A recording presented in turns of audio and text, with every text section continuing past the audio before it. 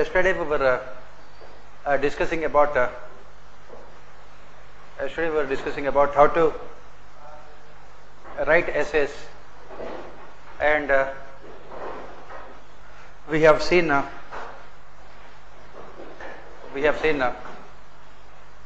some of the essays in terms of introduction and other things. Today let us proceed and look at some of the essays which they can ask for this year. Let me give you the essays which are expected for this year. What are the important essays that they are expected for this year? You can take down the important topics.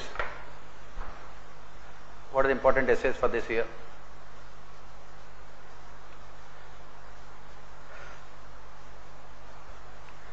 Either you can have an essay about judicial activism. You can have an essay about judicial activism.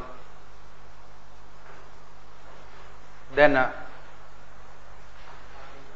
next you have essay about 70 years of independence.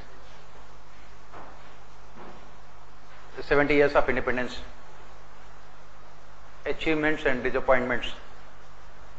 70 years of independence, achievements and disappointments.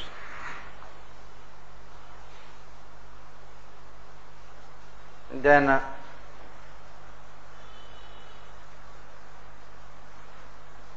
achievements and disappointments. Then next topic can be democracy in India. Democracy in India. Rhetoric or reality. Rhetoric or reality. R-H-E-T-O-R-I-C. Rhetoric or reality. Rhetoric or reality. Democracy in India. Next, what are the other topics for essays? Next topic, they can ask about, as I said, they are mostly asking from current political and governance issues. So you can have a topic about intolerance. Intolerance.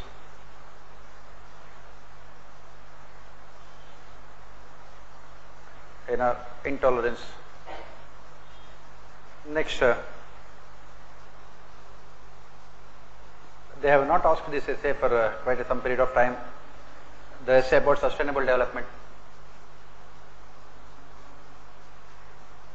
Normally every 3-4 years they repeat this essay, sustainable development. Almost every 3-4 years.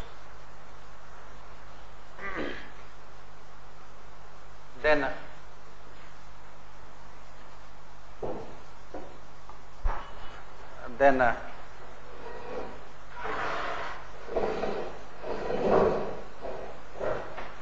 other issues related to governance, they can ask about the debate regarding this universal basic income scheme. Universal basic income scheme.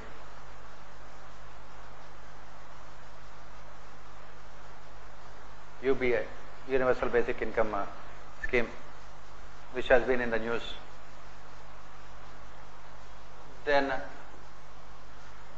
you can expect another essay about criminalization of politics.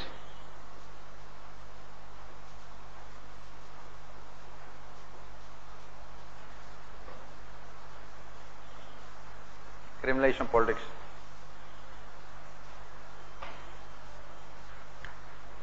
Then you will always, you can expect an essay about uneven growth and development. Uneven economic growth and development in terms of increasing inequalities.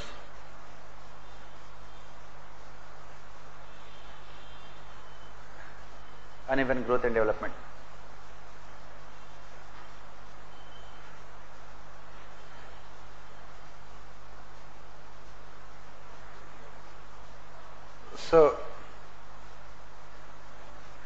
Apart from this, as we proceed, we will try to look at other essays also.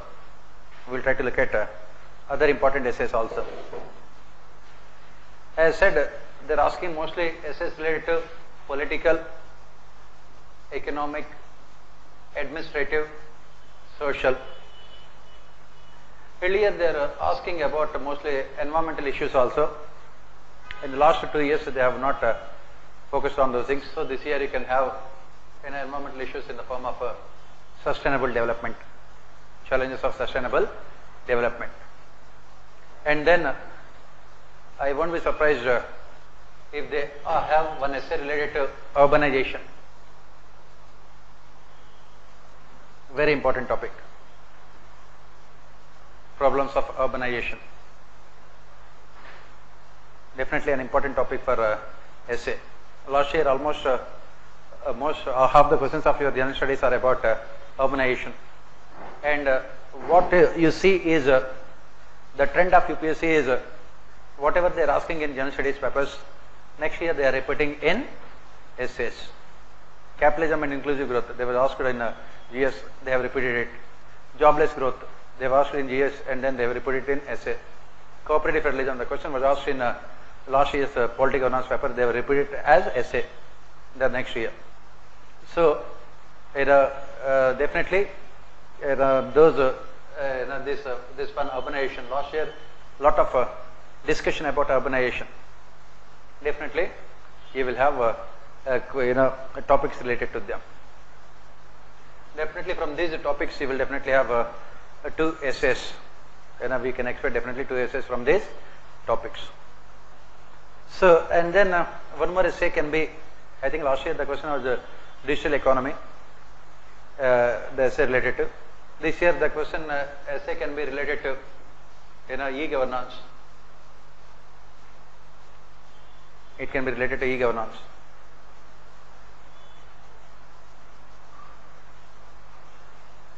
E-governance.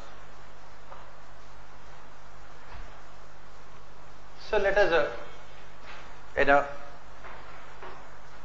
look at all these essays. Shall I discuss these essays first or the previous year's ones? Pardon? This one first. Yes. If I discuss all these things, then what will I give in the examination also? I have to give something in the examination also, I think. I cannot be giving just essays just because I have to give them. They must be relevant. They must be relevant. Normally what they do is that one of the essays are mostly about, they take the statements of Mahatma Gandhi and give it as an essay. Earth has sufficient resources to satisfy the greed, but not to satisfy the need, but not the greed of the people. Like that they can give Mahatma Gandhi's statements. So let us look at all of them. Let us look at all of them, starting with 70 years of independence, because definitely this one is expected this year. We can definitely expect this essay this year.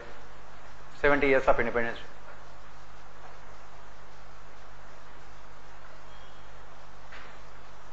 "70 years of independence. Achievements and disappointments."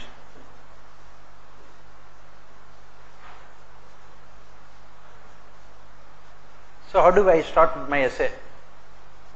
How do I start my essay?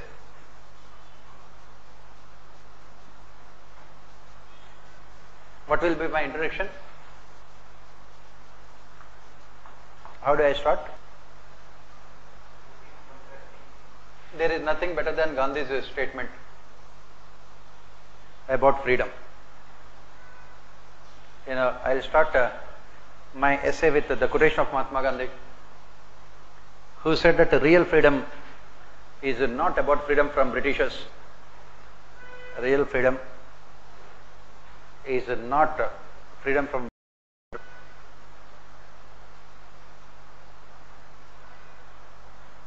from British rule. It is about transforming our villages into self-sufficient independent republics.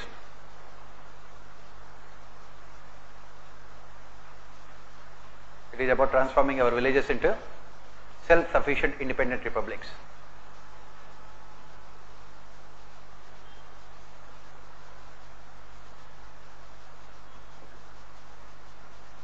I will start with this quotation. Then what will I do next? So basically I am telling about the the nature of my essay in terms of whether 70 years of independence has resulted in real freedom for citizens or not. I will be talking about the nature of my essay, where it has resulted in real freedom of citizens or not. It has resulted in real freedom of citizens or not. So then what is the next thing that you will go? What is the next thing that I will discuss about? I will think about. Yes, the next thing I will talk about is, as part of introduction, to make it very interesting, I will talk about the significant achievements and notable failures. To make it interesting. As I said, at the end of the day, you have to make everything interesting.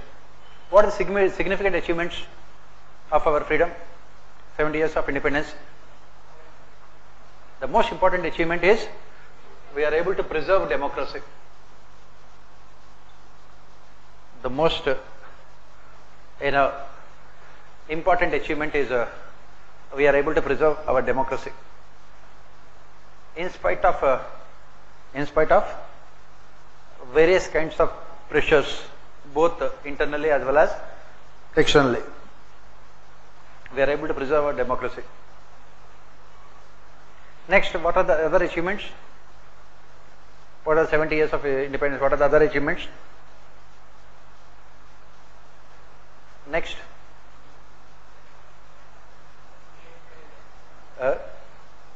free and fair elections. Okay, you can include that one. Free and fair elections. Of course, they are neither free nor fair, but again you can write. Yes, next. What are the other achievements? Democracy is a part of that. Anything. Look at achievements from other dimensions. From economic, other things. Achievements. What are the other achievements in the last 70 years?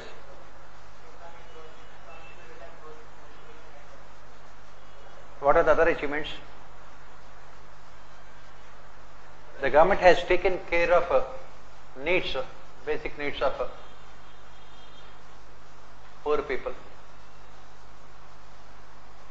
Thanks to our freedom and democracy, the government has taken care of the basic needs of poor people. Then, what are the other achievements in the last 70 years of our freedom? India has emerged as one of the most powerful economies in the world. Powerful economies.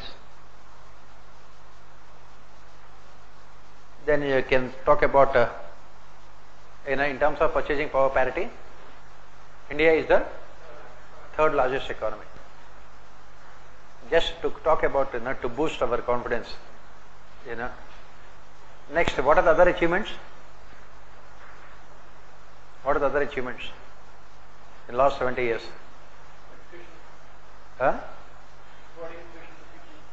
Reverse colonialization. India, colony is taking revenge against empire.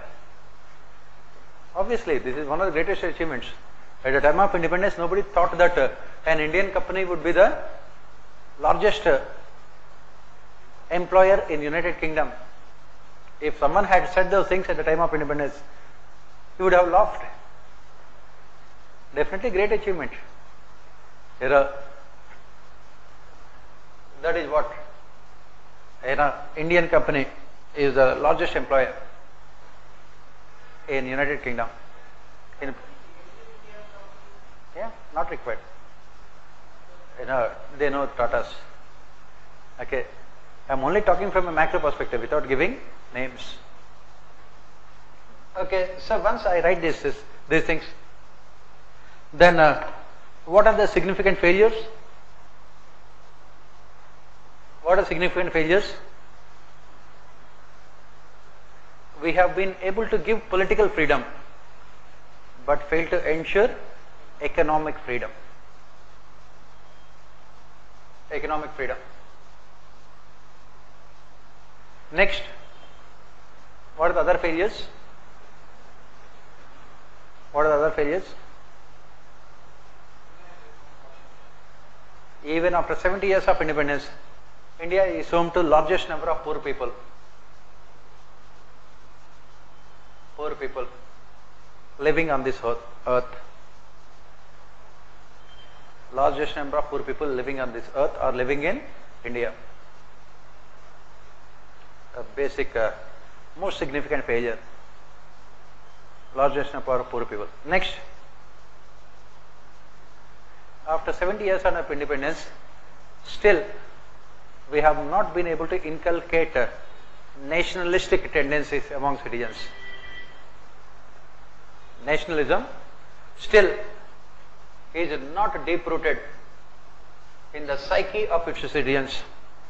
Nationalism. It is not an integral part of our people. Nationalism is still remain a pipe dream. Next, what are the other weaknesses? Don't look into statistics, look at the macro picture. We are still not able to provide us with clean water. All these things we have mentioned, economic freedom, there all these things will come. Yes, we have not built institutions.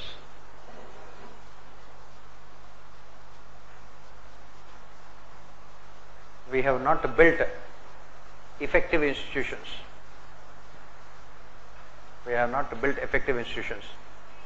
Still we depend on personality cult. Personality cult. We depend on charismatic personalities.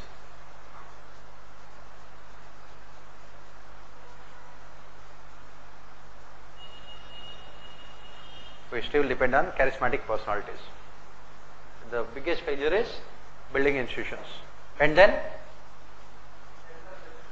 the most important failure is we have failed to create awareness among citizens about their rights. We have failed to create awareness among citizens about their rights.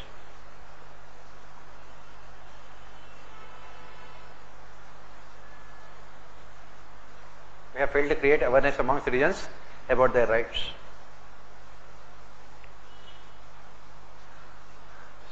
So,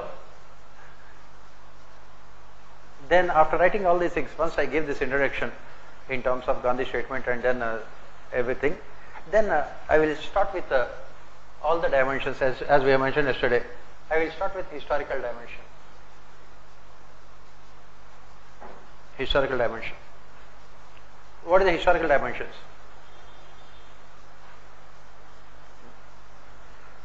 What I say that for a significant part of its history, India was ruled by foreigners.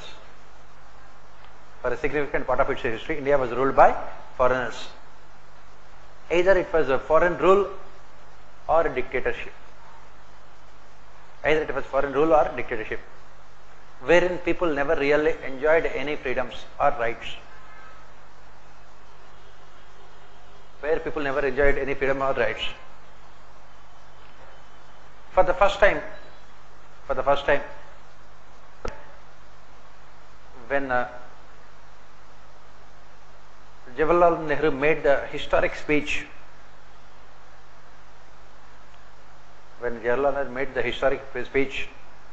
about the tryst with destiny,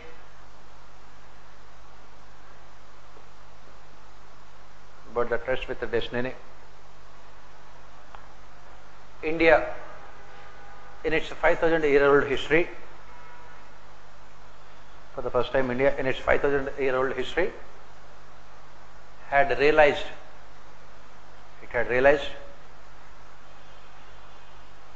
the significance of independence.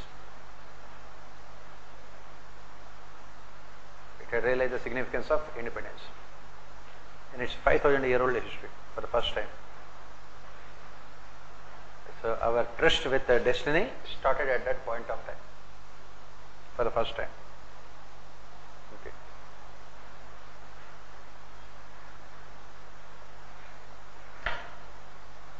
India is an ancient country but a young nation. It's an ancient country but a young nation.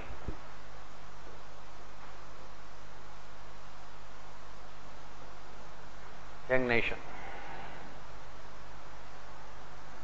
but an young nation. Another paradox is India is the only country in the world, you can underline these things. India is the only country in the world where political freedom preceded economic independence. Political freedom preceded economic independence. As I said, in every page you have to come out with these kind of statements. It's the only country in the world where political freedom preceded economic independence. What do we mean by that? You explain it. In all other countries which had democracy,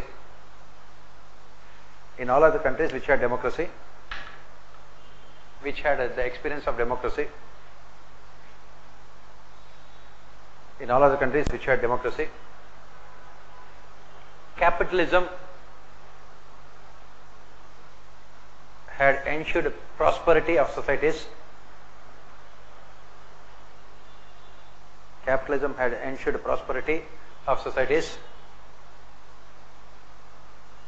which ultimately resulted in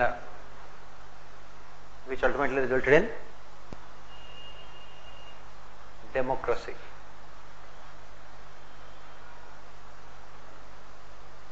So what is the difference we are talking about here between India and other countries here? When we have to evaluate India 70 years of independence, we must understand these things. We got political freedom. We have given our citizens political freedom in the form of fundamental rights. Before they have got economic freedom in the form of better jobs, better employment, better per capita income and everything else. In all other countries in the world which had democracy, what do we say? First they had economic freedom thanks to capitalism. And this economic freedom resulted in demand for political freedom, which ultimately led to democracy. This model is more sustainable compared to what India had. This is more sustainable. Why? Because all basic needs of people have been taken care of because of the economic freedom. Their basic needs are taken care of.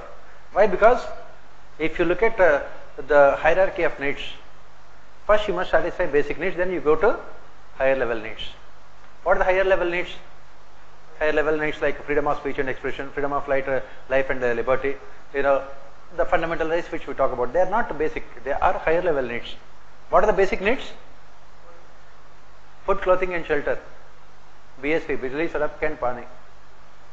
These are the basic needs. What we have done is that we have satisfied the higher level needs of people and we are not able to satisfy the basic needs. You must understand this paradox. And when you are writing answers, whether it's polity or economy or essay or social issues, why India is struggling as a country in terms of its economy is because we are going against the nature. Why? Because Once your economic freedoms are taken care of, then you can talk about political freedoms. Now what happened here is that in Western countries, when capitalism took place there, when capitalism, industrial revolution took place there, they had mostly what you call dictatorship regimes. So the government could impose controls on people in terms of utilization of land, resources and everything. They could impose controls on people. They could impose restrictions on people, and they could ensure a production pattern in a particular manner, the way the government wanted. Now in India, what is the problem now? Since we have given political freedom, the government could not do anything. They cannot do anything. To acquire a single, feet of land, you have hundreds of restrictions. You have land acquisition law is there, NGOs are there, judiciary is there, media is there. Where is the question of development then? Development becomes extremely difficult when people are given too much of freedom. And that is the problem with India. As part of your answer, I would like to see this as part of your answer. What is the reason why after 70 years of independence, now we have not been able to ensure economic freedom for its citizens? Economic freedom means people must have the jobs, they must have the income, and they must have the freedom to decide what they want. But why? Do people have economic freedom? No. 265 million people are living below poverty line, and they are not part of the markets. They are not part of the system. Why? Because they depend on the government for their survival. When you are depending on someone for your survival, can you say that you are independent? You are not independent. You are not independent. We could not give this kind of freedom to citizens. Why? Because how can you have economic freedom? Only with growth and development. How can you have growth and development? Only with investment and industrialization. When can you have investment and industrialization? Only when there are no restrictions on utilization of resources. When will you not have any restrictions on utilization of resources? Only when you have dictatorship. That is the reason why in 1990, India's per capita income was $500. China's per capita income $450. Now, after 25 years later, India's per capita income is only $1,750. China's per capita income is $5,500. Why? Because it is the democracy that is responsible for lack of development. It is the democracy. We have given too much of freedom where it should not be given. Because of that, we could not ensure freedom where it should be there. A poor person, cannot have any freedom of choice when it comes to food, because he has to eat the subsidies given by the government. A poor person cannot take his children to private schools because he does not have money. He has to send his children only to government schools. A poor person cannot go to private hospitals because he does not have money. He has to go to only government hospitals. There is no freedom.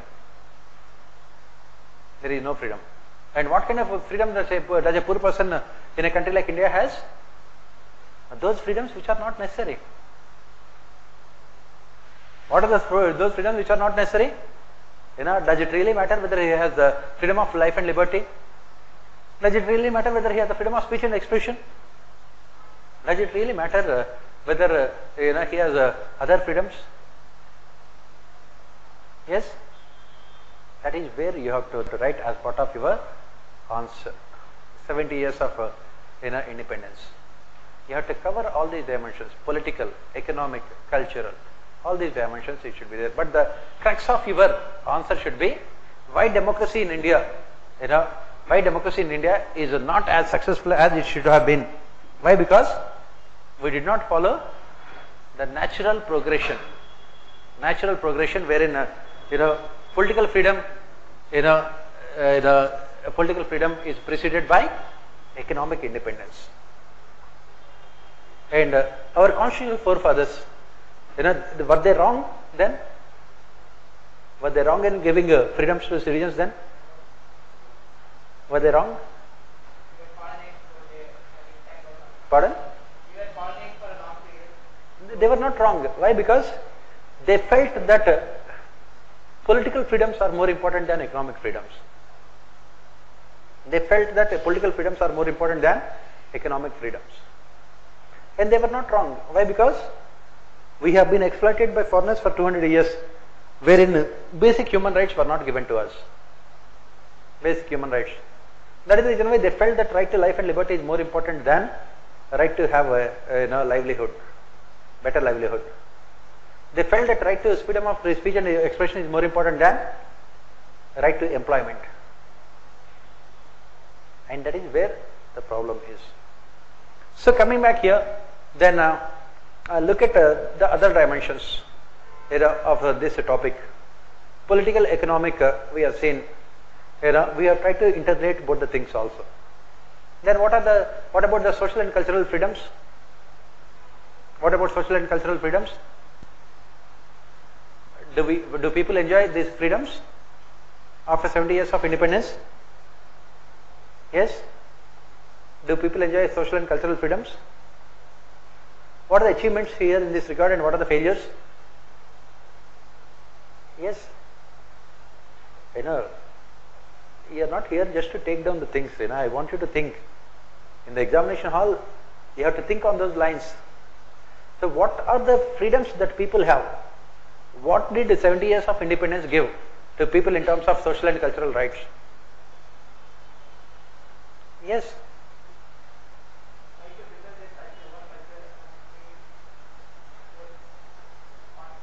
I am talking about the real achievements in terms of social and cultural freedoms. What are the real achievements? Yes?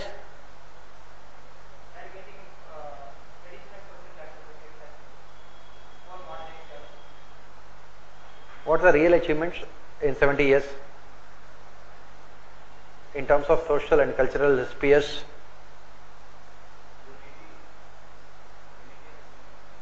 What are real achievements? Indian society can be considered more progressive today than what it was 70 years ago. I am only talking in terms of relative, not absolute. It can be considered more progressive. Almost this untouchability, it had completely vanished from urban areas. Right? It had completely disappeared from urban areas. Untouchability completely had disappeared from urban areas. There is an increasing awareness among women about their rights. There is increasing awareness among women about their rights.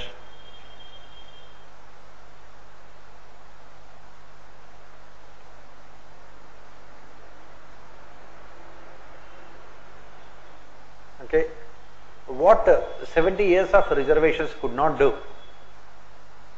What is the objective of reservation policy? What is the objective of reservation policy? Empowerment of backward caste and ultimately removal of untouchability. What 70 years of independence could not do, 25 years of economic reforms have done it. 25 years of economic reforms have done it. Why? Economic reforms. In capitalism, it does not really matter what is your caste, religion, gender, as long as you have capabilities. As long as you have capabilities.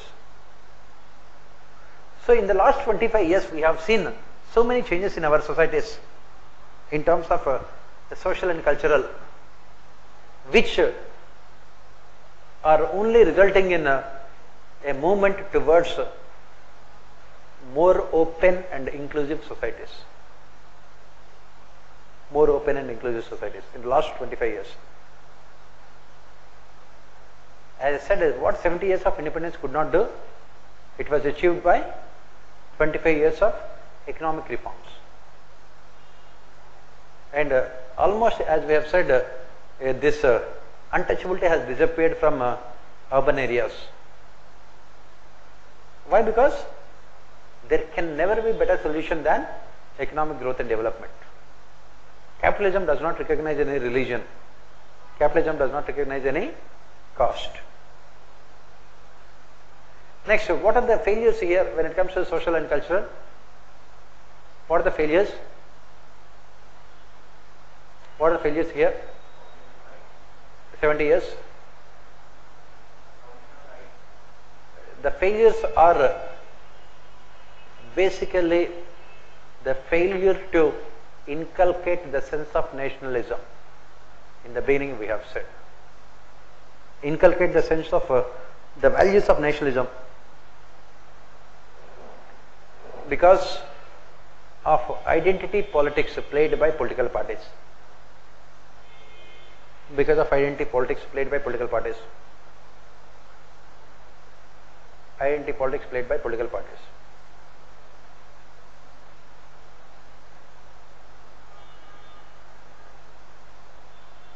Next, what are the other spheres? Next, take the administrative sphere. What are the achievements in terms of administration? What are the achievements in terms of administration?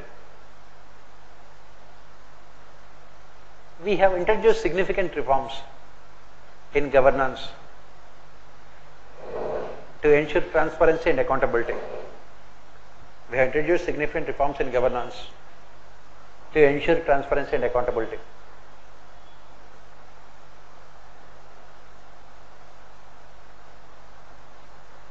To make administration responsive to the needs of citizens. To make administration responsive to the needs of citizens. What is the example can we give? What is the example can we give for this? We have done very well in disaster management.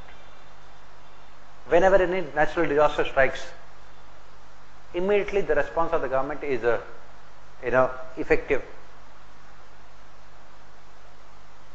The loss of human lives and property is extremely less. Human lives and property is extremely less compared to colonial times.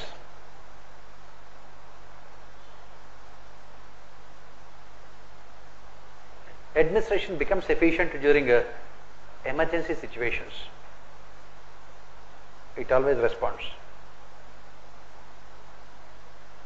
You can give the example of in Orissa, when that a severe cyclone struck 2 years back.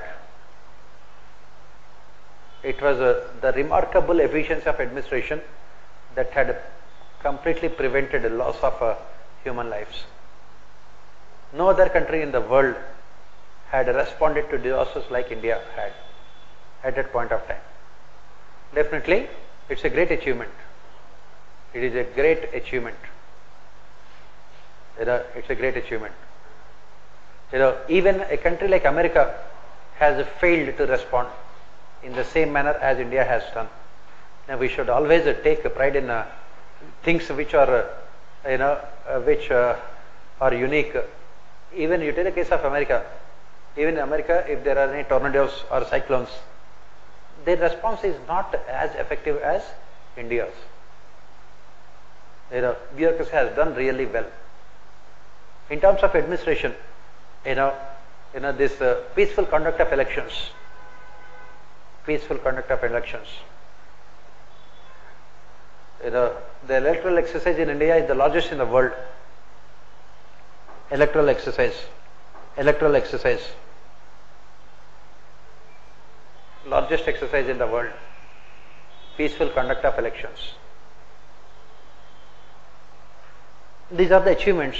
What about the failures of administration? Our administration responds only in emergency situations. It responds only in emergency situations. Otherwise, it is mostly reactive or inactive in nature. Otherwise, it is mostly reactive or inactive in nature. Reactive or inactive in nature. And it still has colonial attitudes, and it still has colonial attitudes. Colonial attitudes. This is the failure. So, after writing all these things, from all dimensions, historical, political, economic, administrative, cultural, all these dimensions, then what is the way forward? How do you, you have to give explanation. And I am just giving the basic points. On the basis of that, you have to develop. Otherwise, if I start dictating the essays, then there is no point. I can type the essays and I can give it to you and you can read it. We need not have any classes also. So, you want me to dictate? Yes? Okay, thank God. We are talking about freedom and you want to be slaves under a dictatorship. So, that is the thing. Then, what is the way forward then? As we have said, on the one hand, we had very significant achievements and notable failures also. So, what is the way forward? The way forward should be, we must focus on economic freedom. Economic freedom. Real freedom is about economic freedom. We have ensured a representative democracy. We have ensured a representative democracy, but we have failed to transform into participative democracy. We have failed to transform into participative democracy.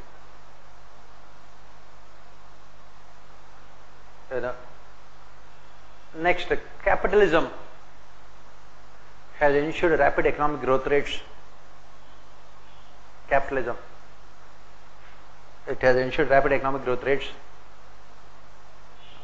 but we have failed to transform growth into development. We have failed to transform growth into development. We have introduced technologies. We have introduced technologies to make administration efficient. We have introduced technologies to make administration efficient. To make administration efficient. But we have failed to change attitudes and behaviors of our bureaucracy. We have failed to change attitudes and behaviors of our bureaucracy.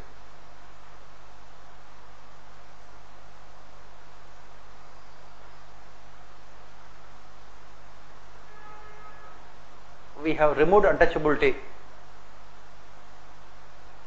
We have removed untouchability, but failed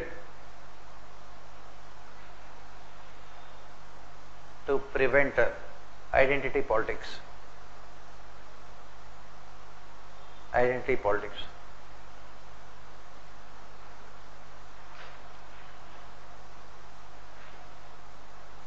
India is home to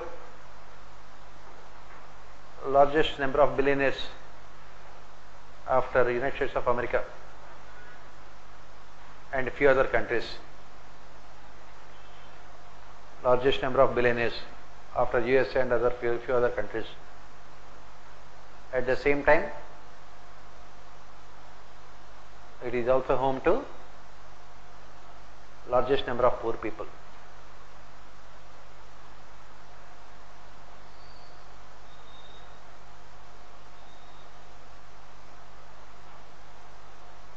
We have created the base for growth and development.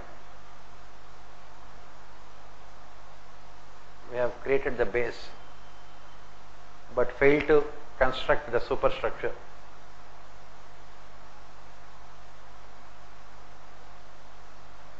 Failed to construct the superstructure.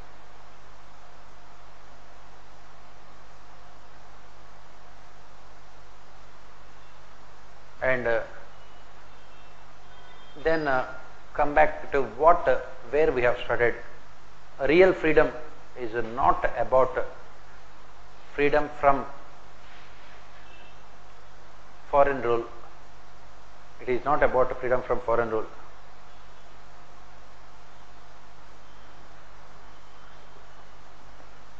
From foreign rule. It is about giving true independence to citizens.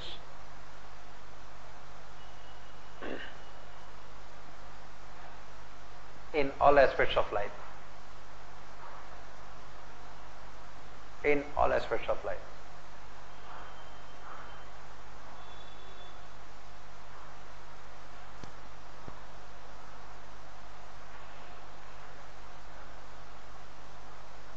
And you say that the journey is very long, tedious, and difficult.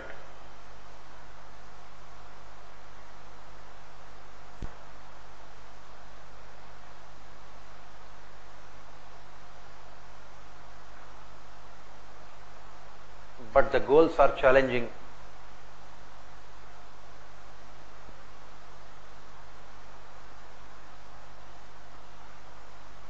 Inspiring and motivating.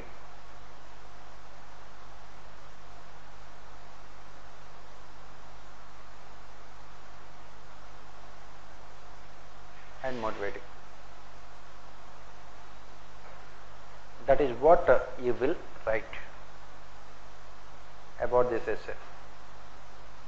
So in this essay, as I said, I would like you to bring about the evolution of this independence, 70 years of independence, and why we have not been able to achieve real freedom for our citizens. Why? Because the path we had chosen for ourselves, political freedom as an instrument to achieve economic democracy, is always very difficult and mostly impossible. Still we have been trying. So should we restrict the political freedoms of people to have economic democracy? You can talk about the Soviet, as I said, you can give the example of China, where in 25 years of time, it has multiplied its per capita income, because it has. In 1989, what happened in China? 1989. Yes, Tiananmen Square, wherein thousands and lakhs of people revolted against the government. What did the Chinese government do? They ran bulldozers over unarmed, peaceful protesters. Thousands of people were killed because China was very much clear about what it wants.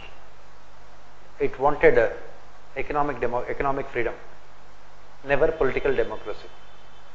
Whereas in India, at the time of independence itself, we have decided that under no circumstances we can take away the political freedoms of our people.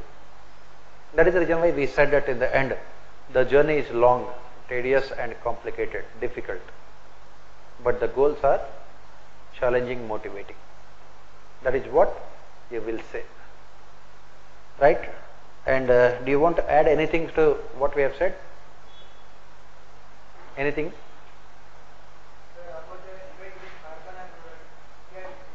You can write as many things. As I said, the urban rural you can include in your social dimension. You can write so many things. You can write about jobless growth. You can write about unbalanced growth in terms of different regions. Only certain parts of the country are developed at the cost of other parts. You can include all those things. You can include all of them. Then you can talk about democracy only in letter but not in spirit. You can talk about criminalization of politics and politicization of crime. All these things you can write. Yes. You can talk about all these things, and then you can write about all these things, and then you have to conclude. That is what you have to write for this essay. As I said, you have to make your essays interesting, coming out with emotional statements, and coming out with interesting facts.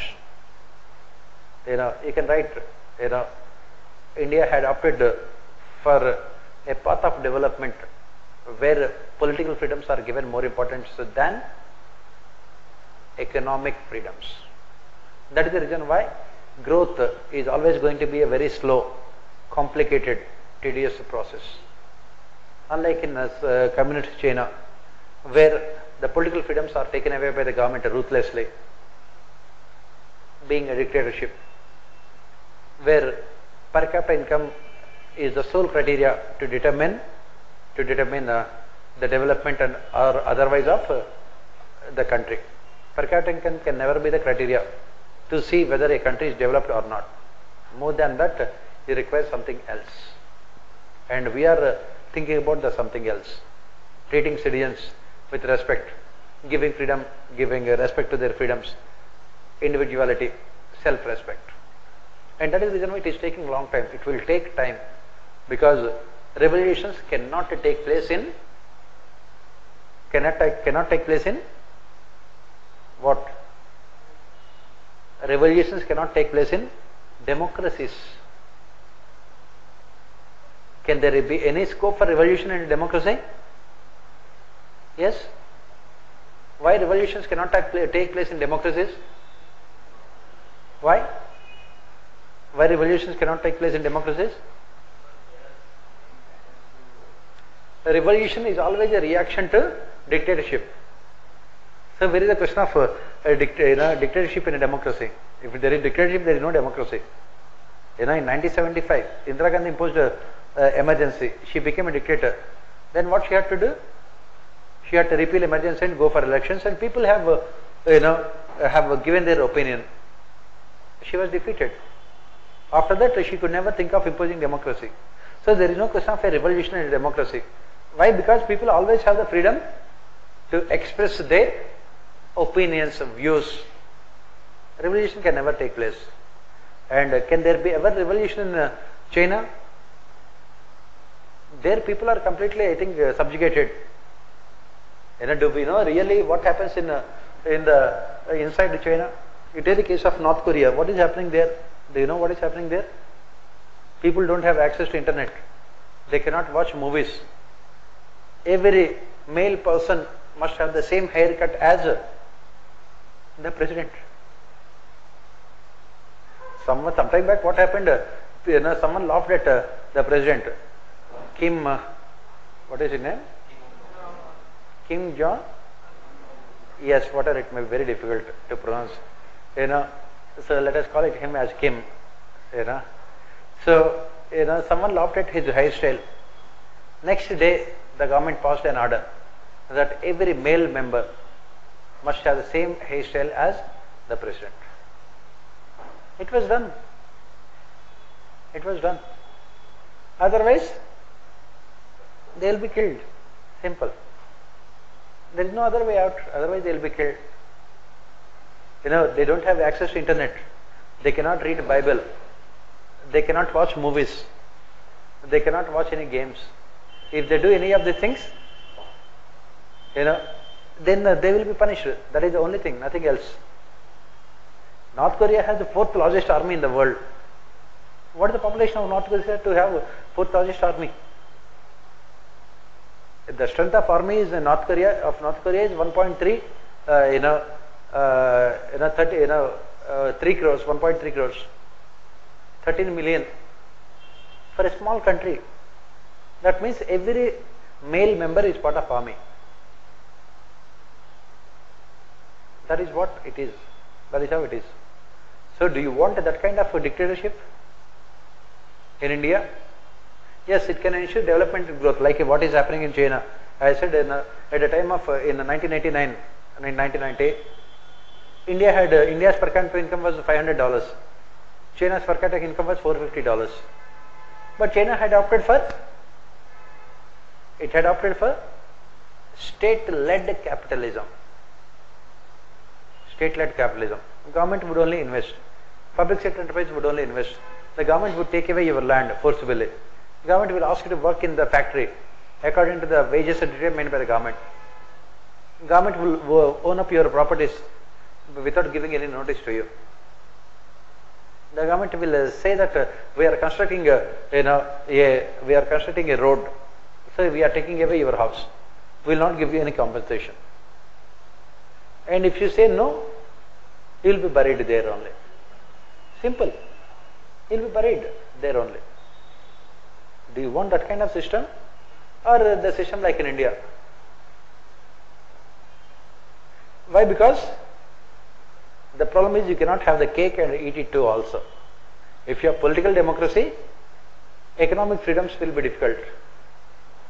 And only those countries, Western countries, which had industrial revolution, which had capitalism, which moved towards democracy, had both the things, political freedoms as well as economic democracy. Whereas developing countries like India, we had no choice, either this or that. We had opted for political democracy. And that is the reason why we don't have any economic freedoms. On the other hand, China had opted for economic freedoms. They had restricted political democracy. That is the reason why its per capita income is 4 times that of India, 3 times that of India. That is what. Okay, in last 25 years, had India also had opted for dictatorship, given an opportunity, Narendra Modi would give the entire land of the country to Adanis and Ambanis in the name of special economic zones. Do you want this kind of things? Obviously, you do not want.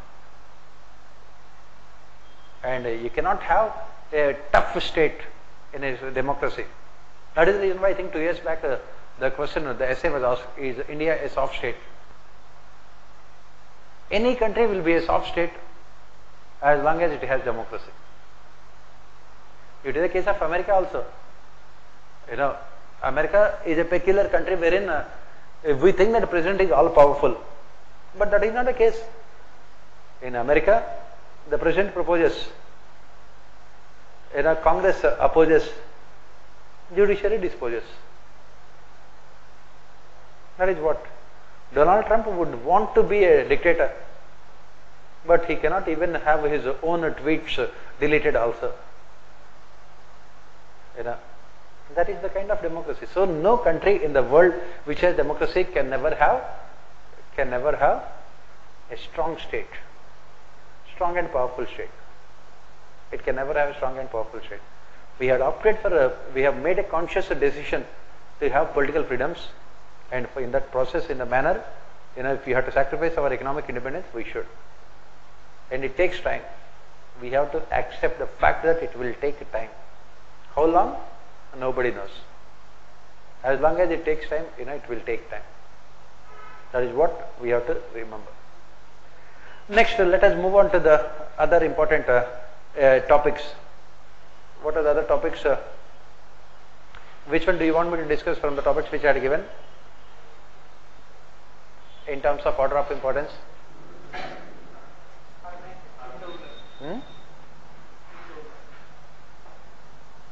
Which one?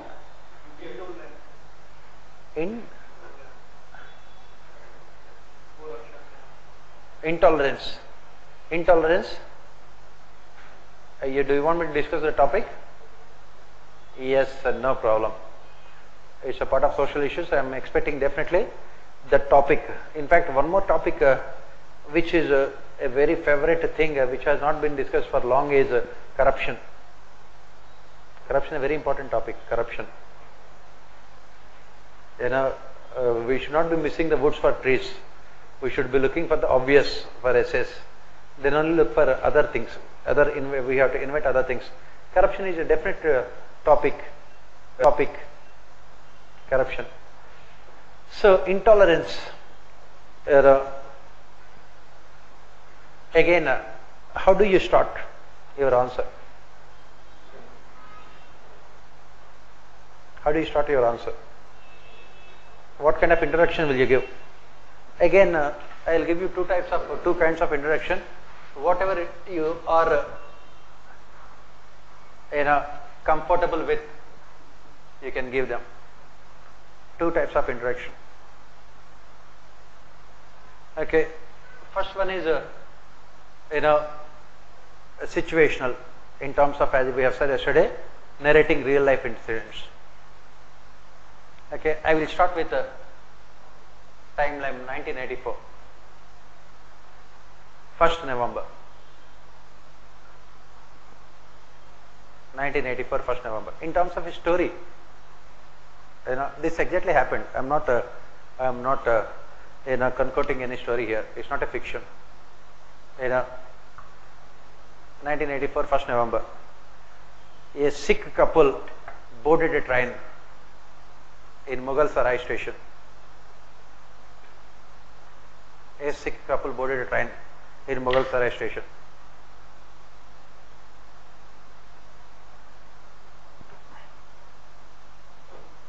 Mughal Sarai station. They had already heard about communal riots that were taking place in Delhi. They had already heard about the communal riots taking place in Delhi.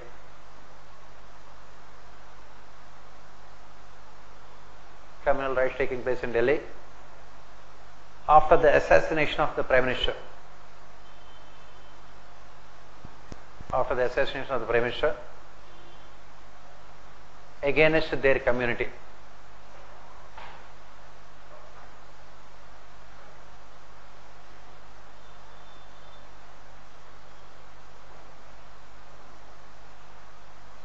The train was passing through sensitive areas to reach its final destination, Delhi. It's passing through sensitive areas to reach its final destination, Delhi.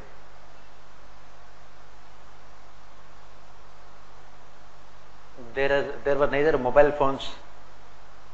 No, you have to make it interesting story only. You have to make it interesting. Whatever that happened, if you narrate it, it will. There is, as I said yesterday, there is no excitement in real life. You have to fictionalize the things. Whatever that happened, you have to make it. You have to add more fiction to the story to make it more real, to make it more interesting. There were neither mobile phones nor WhatsApp messages.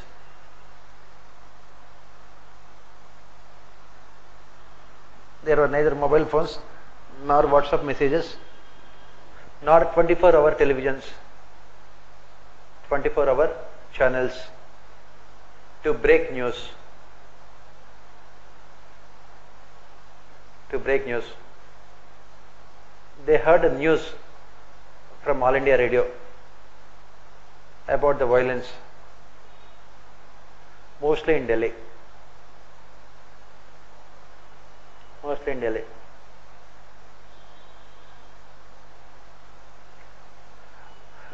All India Radio, mostly, By the time the train reached Varanasi, they could sense trouble. By the time the train reached Varanasi, they could sense trouble. They heard loud shouts and huge number of people on the platform.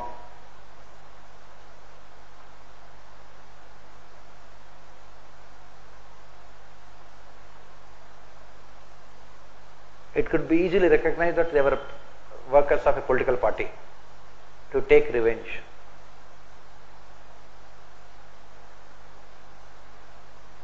It could be easily recognized that they were workers of a political party to take revenge.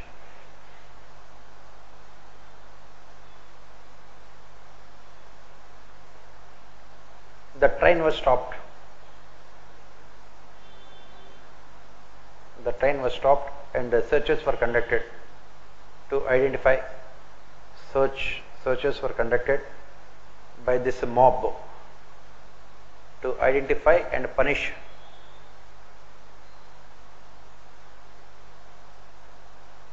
belonging to Sikh community.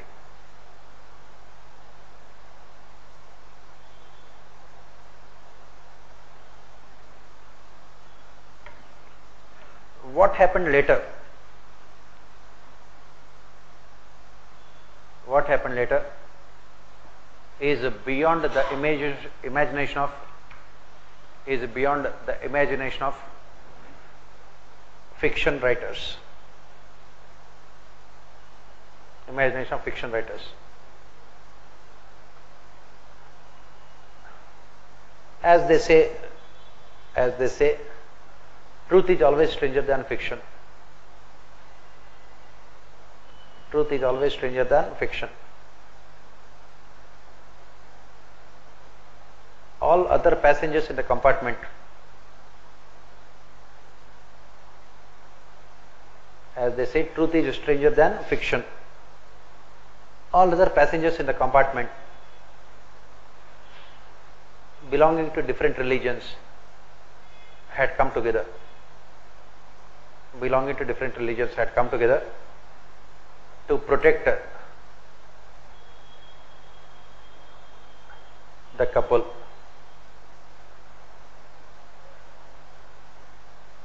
A Muslim lady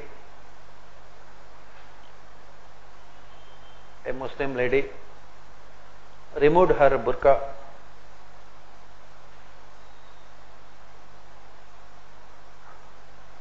and had given the same to the Sikh woman, so that her identity could be protected.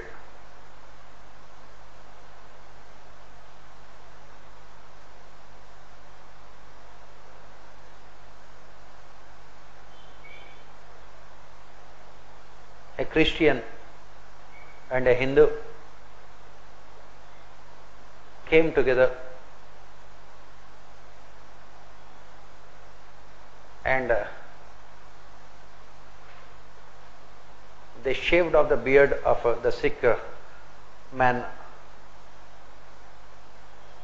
Shaved off the beard of a Sikh man. Removed his turban.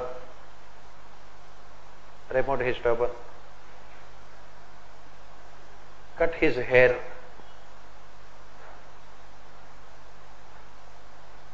So that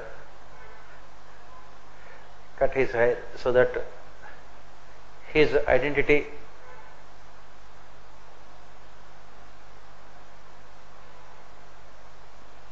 could be protected. The couple were asked to take up the topmost berth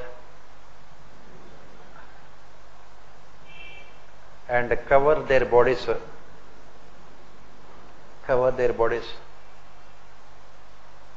with blankets.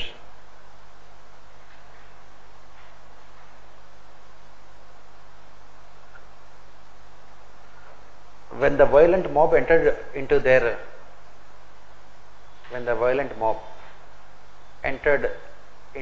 coach,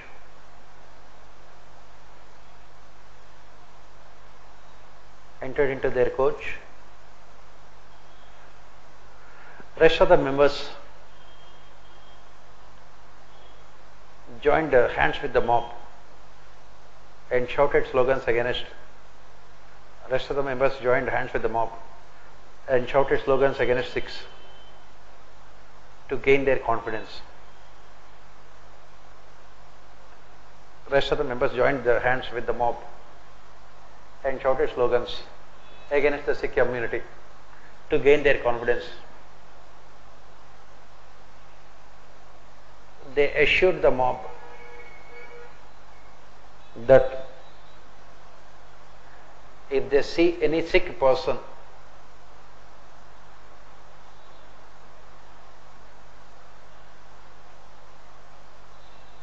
they would severely punish them.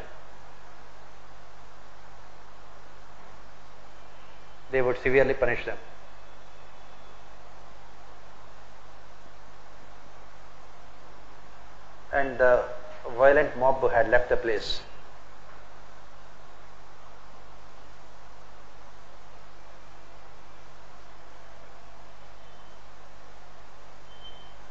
The couple were taken care of till they reach the destination.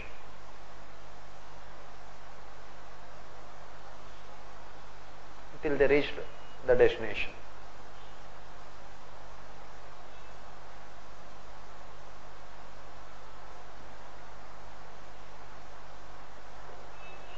Till they reach the destination. Next, come to 2017. Narrate one more incident. 2017. A young man was a young person was traveling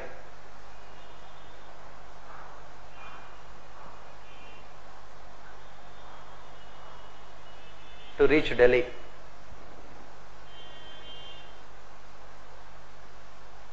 To reach Delhi.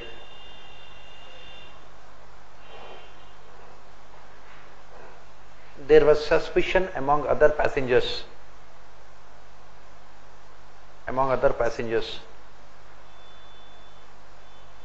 That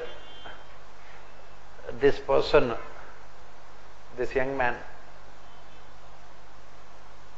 who belonged to a particular religion,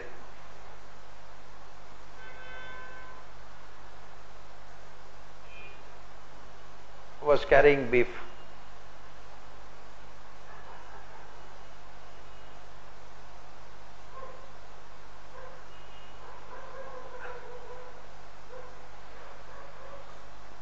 All of them had come together, and all of them had come together. He was brutally beaten and finally killed.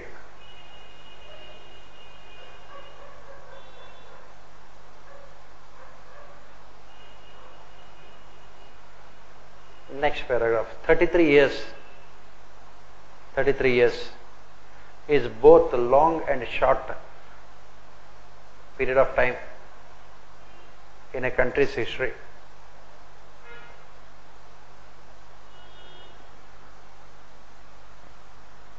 Is both long and short period of time in a country's history, depending on how we look at the time period.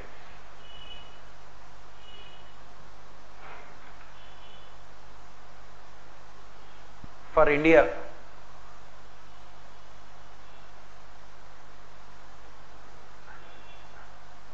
these 33 years,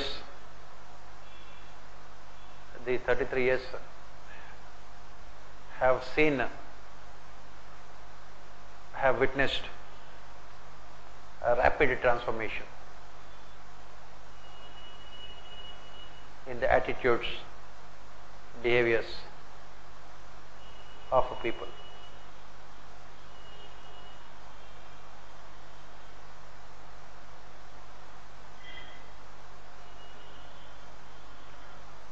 Only history will decide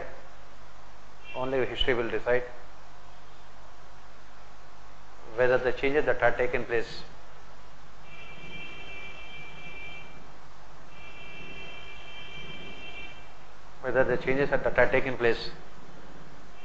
in these 3 decades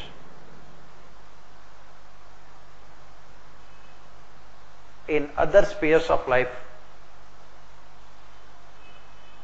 Only history will decide whether the changes that have taken place in these 3 decades in other spheres of life are good or bad. Are good or bad.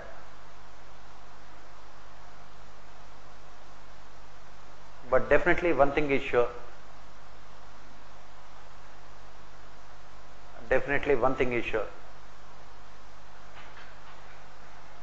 The 2 above incidents indicate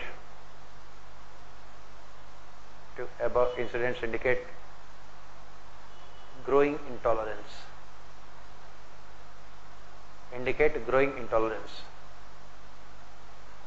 Within the societies.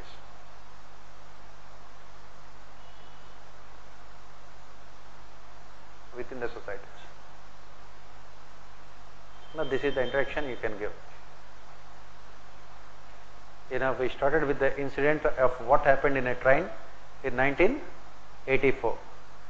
We ended with what happened in a train in the same state, Uttar Pradesh, same train which is coming to Delhi. The train is the same, destination is the same, country is the same, people are different, their attitudes have changed.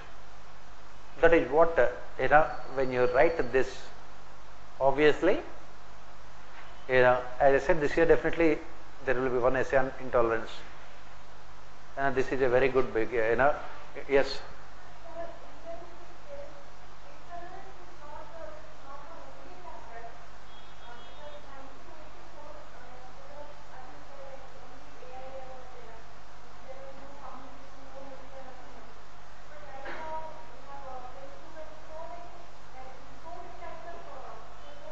See, that is what,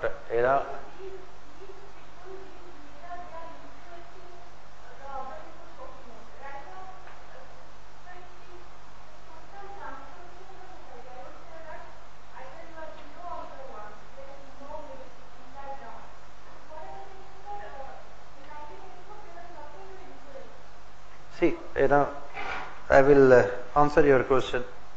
Human beings, right from the beginning of civilization, what kind of human beings are there?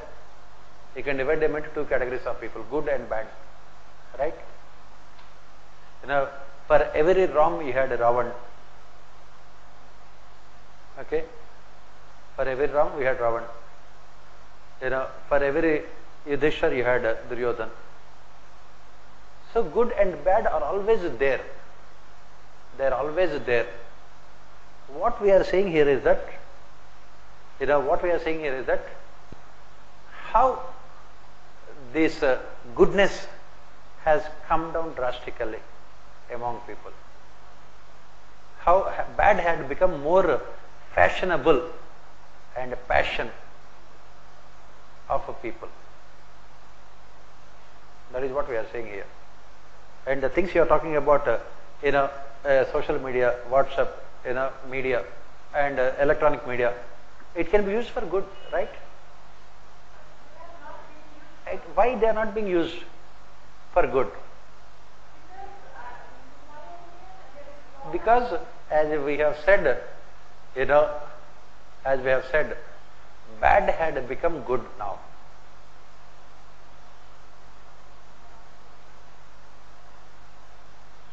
Bad had become. We have developed tolerance for those things where we should not have. I am not talking about intolerance here, I am talking about tolerance. Tolerance of bad is resulting in intolerance of good. Pardon? Yes, you can write it. Tolerance of bad is resulting in intolerance. Okay, we have become immune to what is happening in and around us.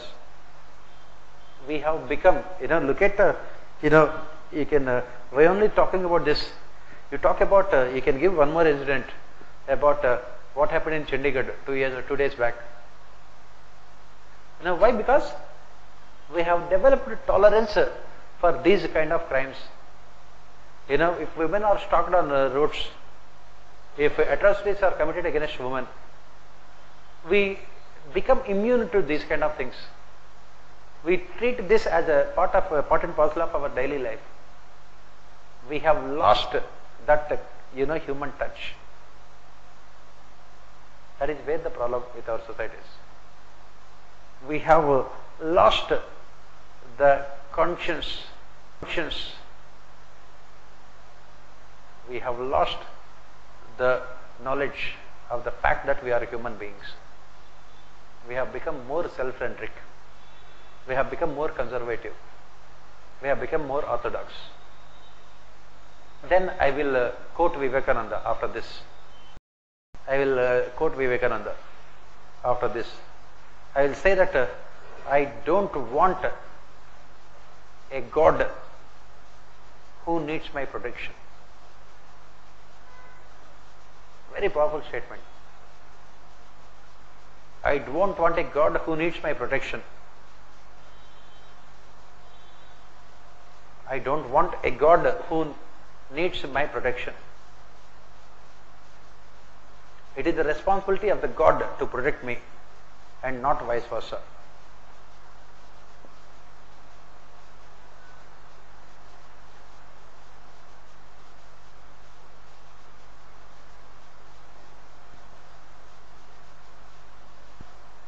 It is the responsibility of God to protect me and not vice versa. Why I am quoting this statement here? Why? Because intolerance has its roots in religious conservatism, religious orthodox. Intolerance has its roots in religious orthodoxy, or TH4DYXY. It has its roots in religious orthodoxy.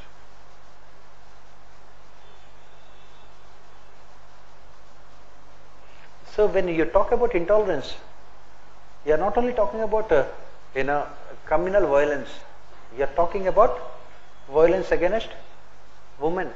You are talking about violence against backward castes. You are talking about state violence against oppressive, weaker sections of society. All this is part of growing intolerance. And you are talking about aggressive nationalism in the name of patriotism. You are talking about aggressive nationalism in the name of patriotism.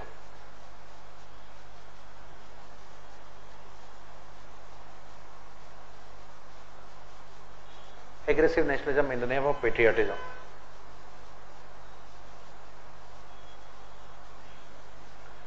Then after talking about all these things, I will go to historical dimension. I will go back to the history.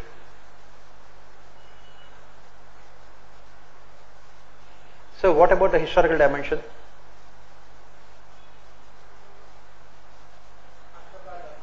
India has been able to preserve its 5,000 years of civilization values. India has been able to preserve its 5,000 years of civilization values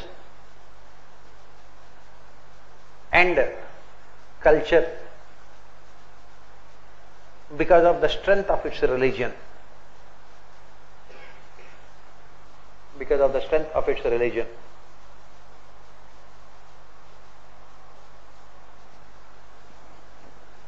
Hindu religion is always considered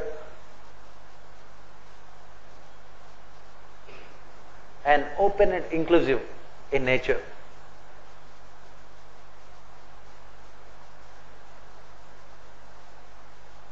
It does not expect its followers.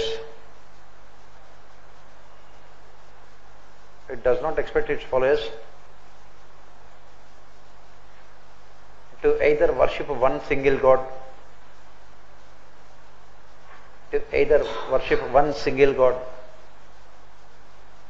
follow a single text,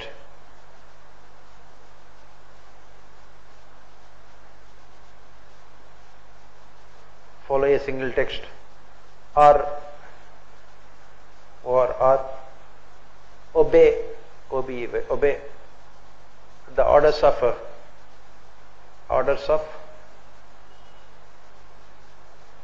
its leaders, religious leaders. It believes in giving independence to individuals.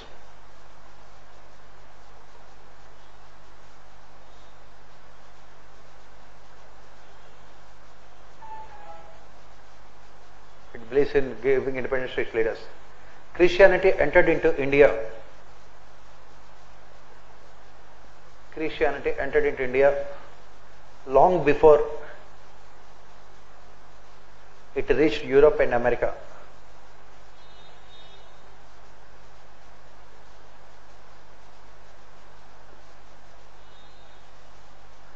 Islam has undergone many transformations. Islam has undergone many a transformation in its long history in India.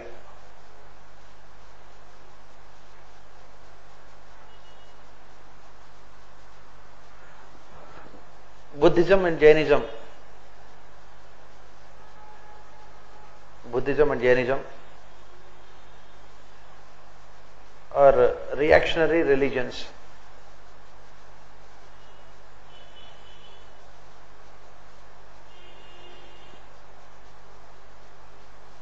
And at present, India is home to all major religions in the world. All major religions in the world.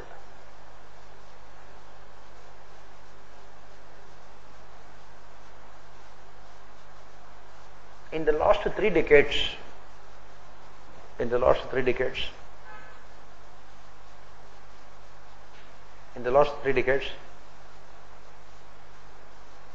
there is an unwanted increase in awareness among Hindus, an unwanted increase in awareness, not unwanted, undesirable increase in awareness among Hindus about their religion.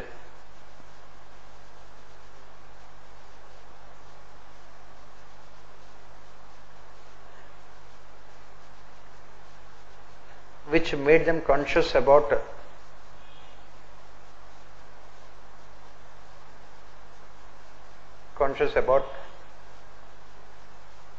protecting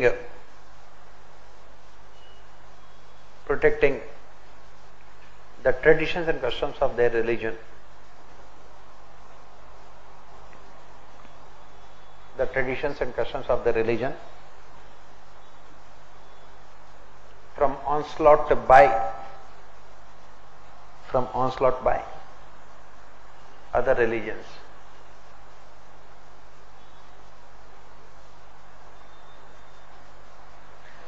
This increased awareness about their religion,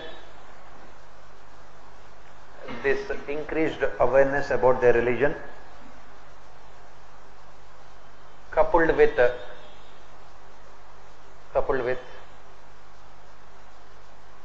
ignorance about other religions,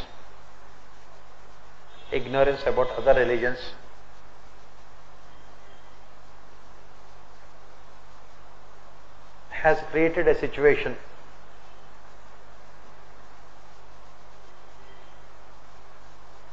wherein many started believing that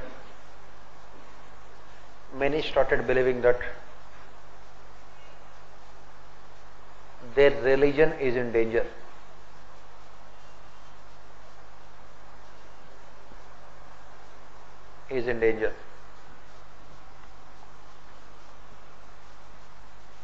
Vested interests are always there to exploit. Vested interests are always there to exploit these situations.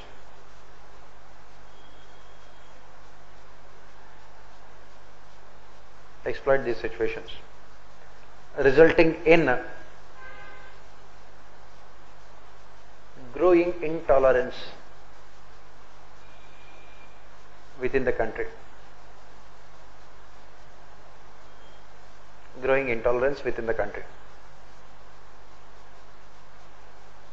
So we are providing the reasons why we are witnessing intolerance. Why? Because, as I said, we again went back, we are trying to look at the issue from cultural and historical perspective. What is that?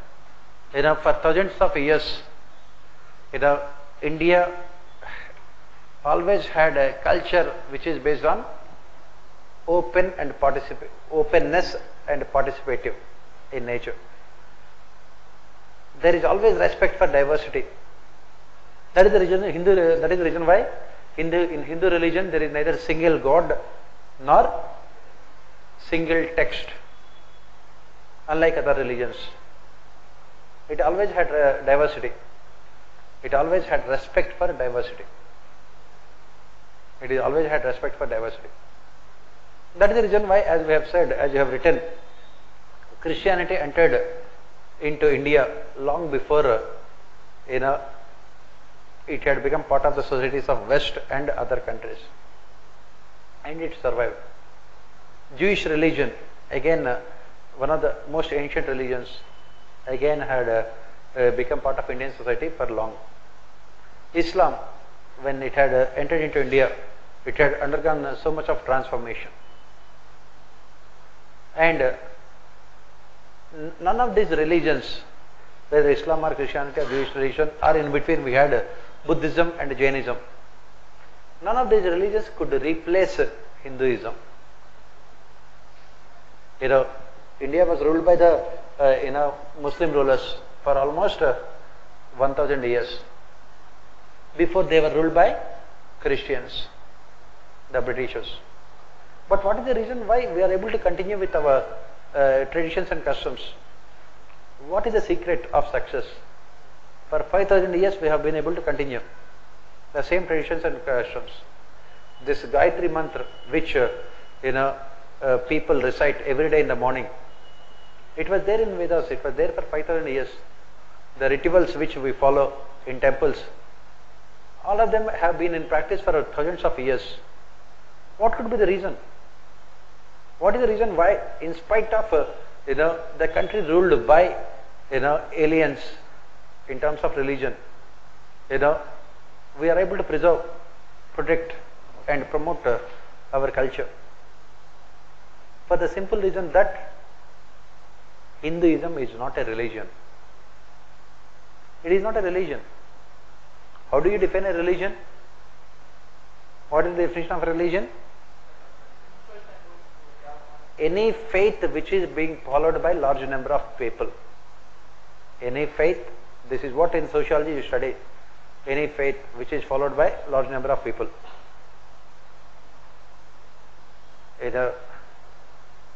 One of the famous sociologists, Durkheim, he had talked about religion and societies. Okay, and in India, Hinduism is not a religion. Why? Because in Hinduism itself you have so many faiths.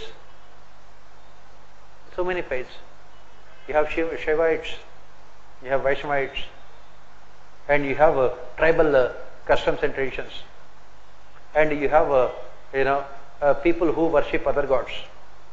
Many other gods are there. 33 million gods are there. And what is the religious text for Hindus, which is accepted by everyone? No one. Is it Ramayana? No. Ramayana and Mahabharata are epics. They are not religious texts. Is it Bhagavad Gita? Not many people have read it. If you are a Muslim, you must be reading Quran. If you are a Christian, you shall be reading Bible. If you are a Hindu, should you be reading Bhagavad Gita? No, it is not. Even if you don't read Bhagavad Gita, you are a Hindu. You are a Hindu. Then Vedas, is it Vedas? No. Upanishads? No. We don't know what are they also. But still you are a Hindu. How can you destroy something which is not there? How can you destroy something which is not there? Hinduism is there, as a religion is not there. It is not there. Why? Because you neither have a single God, nor any single text, nor any authority. Like in Christianity, Vatican Church is there. In Islam, you have, these ulemas are there. And what about in Hindus? Do you have to accept any of the, can you say the Shankaracharyas are the authorities on Hindu religion? No. Nobody knows who are these Shankaracharyas. Then who is the religious leader of Hindus? Is there any one leader acceptable to all the Hindus? There is no one. Then how can you demolish, destroy something which is not there? Is it compulsory for you to go to temples to call yourself a devout Hindu? Is it compulsory? In case of Islam, you have to go to church, you have to go to masjid on every Friday and offer prayers. If you are a Christian devout, you must go to church on a Sunday What about Indians? What about Hindus? What is the day in the week where you have to go to temple? For 7 days you have 7 different gods. Monday Lord Shiva, Tuesday Hanuman, Wednesday Saraswati, Thursday Sai Baba, Friday you have different gods, Saturday Balaji, Sunday all gods. There is no single god, there is no single rule, and that is the reason why Hinduism has always been a vibrant, dynamic religion. That is the reason why it could withstand all kinds of pressures from all other religions. Britishers, they have tried their level best to convert Hindus into Christians. What is the incentive for them to convert into Christianity? There is no incentive. Why? Because you already have hundreds of gods, thousands of gods. If you pray to Krishna when he is not listening to you, you can pray to Ram. Otherwise Shiva is there. So why do you require other gods? Why do you require other gods? There is no incentive. And this has been a strength of Hindu religion. Tolerance for diversity, respect for diversity. This has been a strength. And what is happening is that, why this intolerance? We are looking at the reasons why we have this intolerance. What is happening is, we have this intolerance because suddenly Hindus found themselves in a strange situation wherein they were asked to protect their religion, identity. That's why we made the statement of Vivekananda. I don't want any God who needs my protection. Can you say the same thing in Christianity or Islam? You cannot. Okay. So, I am giving the reasons, why intolerance. Why Hindu society had become all of a sudden intolerant. That's what I am giving the reasons. Intolerance we are witnessing in the Hindu society. We are not talking about intolerance in Christianity or Islam. At present, in the last 3 decades, we are witnessing intolerance only in the Hindu society. We are giving the reasons. What happened in the last 30 years, which did not take place in the last 5,000 years? That is what I want you to analyze as part of your answer. Pardon? Shia Sunni Muslim is there, they are fighting among themselves, not others. As I said, in case of Islam and Christianity, you can understand, because they are structured religions wherein rules and regulations are there to call you yourself a devout Muslim or a devout Christian. And that is the reason why this conversion is a part of their religion. In Hinduism, is there anything like conversion? There is nothing like conversion in Hindu religion. Baptism is there in Christianity. In Muslim, you talk about non-believers. In Hindu religion, do you talk about baptism and non-believers? Is there anything like this in Hindu religion? What Hindu religion says is that if you are a believer in God, you are a Hindu. If you are not a believer in God, then also you are a Hindu. Then everyone is a Hindu. When everyone is a Hindu, where is the question of conversion? Have you ever seen conversions in Hindu religion? But again, we have seen these conversions only in the last 30 years. Not conversions, reconversions. A person who, a tribal Hindu converted himself into Christianity. Then RSS will go and reconvert that person into Hinduism. Why are you banning conversions in most of the states? Why? Because in Hindu religion there is no conversion. You can worship any god.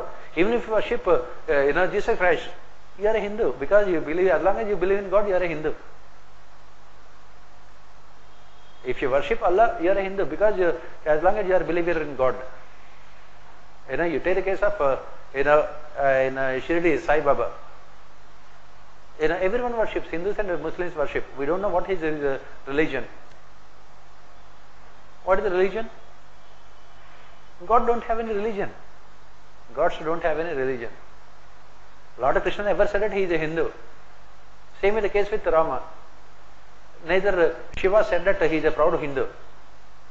Like BJP says, be a proud Hindu. There is nothing like a proud Hindu, because there is nothing like Hindu when there is a question of proud Hindu. But again what I am saying is that all these things are there in the last 30 years. There were no conversions in Hindu religion. Now, to have conversions, you should know who is a Hindu. If you are a Hindu, are you going to temple once in a week? No. Do you read Bhagavad Gita? No. Do you know about Vedas and Upanishads? No. And do you know about all the 33 million gods? Hindu religion, like India's population, has 33 million gods. That is what. If you believe that Karl Marx is a god, you are a Hindu because you believe in God.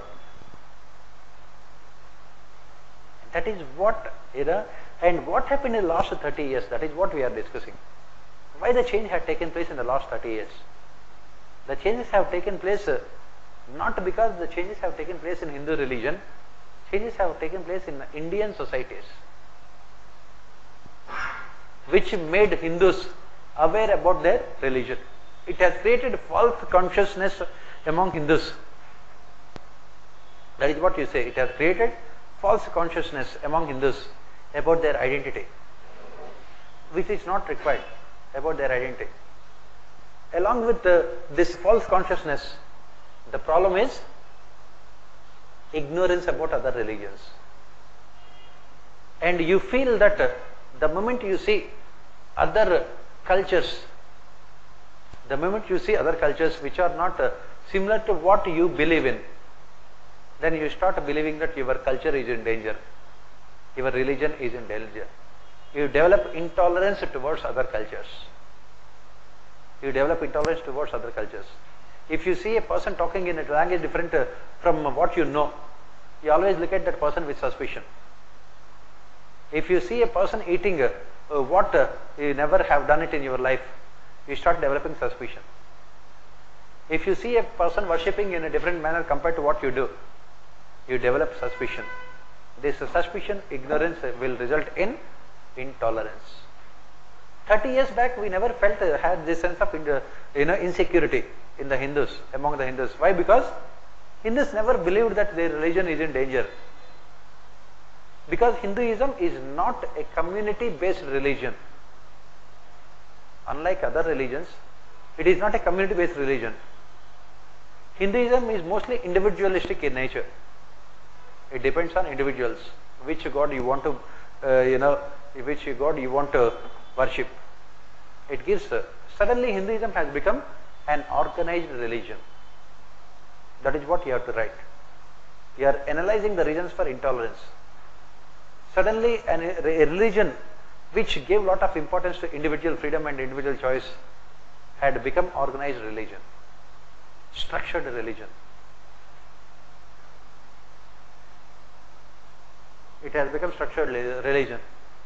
And if you see, in the last 30 years, the number of devotees thronging to temples had increased. Number of devotees, going to temples, because display. You want to display you want to wear your religion on your sleeve. And how can you do that? That is the reason why suddenly all the gods in India, Hindu gods, had become extremely rich. Every other god had become very rich. Why? Because devotees are visiting. And we have a strange situation wherein India is home to the richest god in the world, in the poorest country. Why? Because people started identifying themselves in the name of religion. Once you know the problem, then you can come out with solutions. This identity crisis the society is facing. When the Hindu society is facing this identity crisis, people started moving only in one direction. That is, protecting their identity, not knowing exactly what their identity is. They are thinking about protecting their identity, not knowing exactly what their identity is. They believe that the identity of their religion is the same as that of other religions, which is not the case. Which is not the case. Identity of their religion is same as that of other religions, which is not the case. Organized structures, top down, is same as that of other religions, and it has this identity crisis had resulted in intolerance. Then this sociological aspect, this sociological aspect,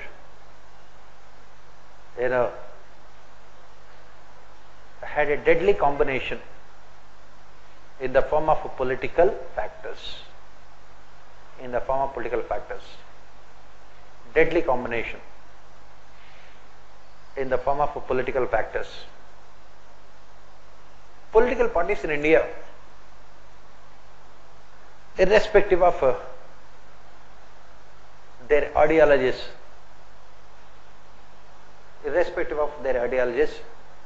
started wooing people, started attracting people, wooing people in the name of religion.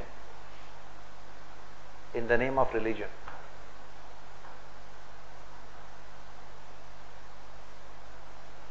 In the name of secularism, in the name of religion, started attracting people in the name of religion. In the name of secularism,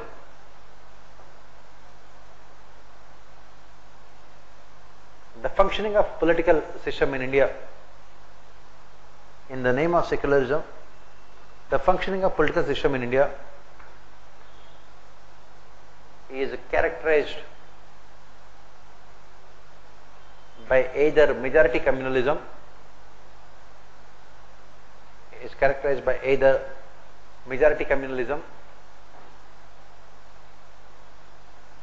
or minority communalism.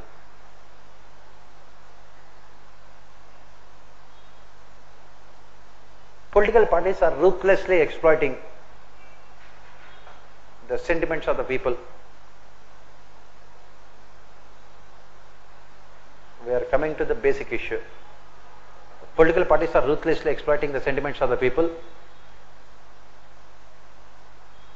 by creating fear,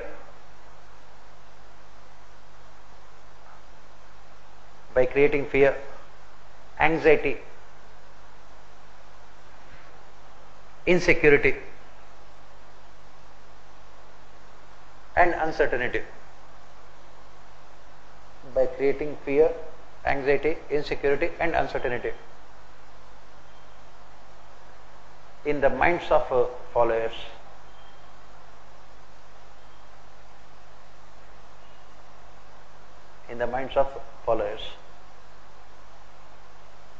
They are creating a false identity for their followers in the name of religion.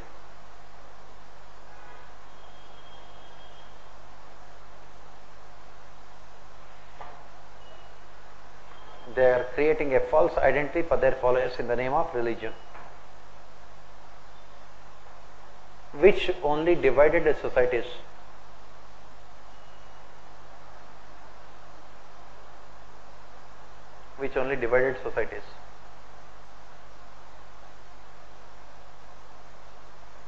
And this process has gained momentum.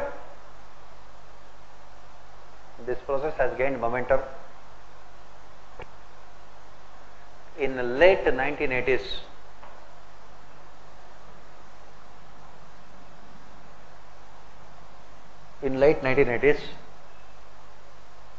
Because of two major political events.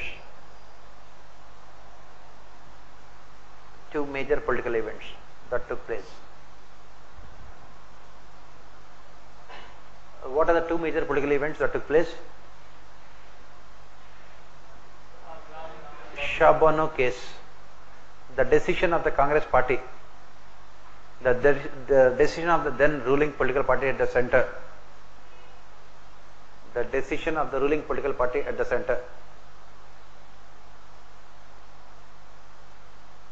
to reverse the Supreme Court judgment in Shabano case, to reverse Supreme Court judgment in Shabano case,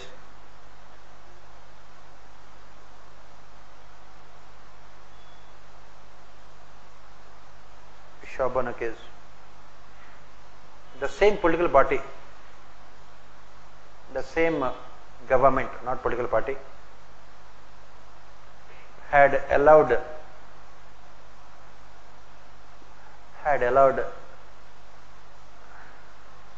the Hindus to perform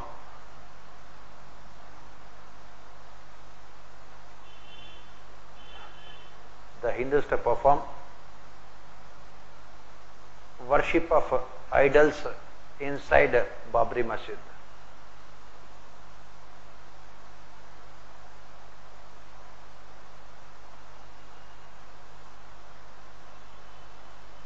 Which ultimately resulted in the demolition of the structure in 1992. Demolition of the structure in 1992. The country was never the same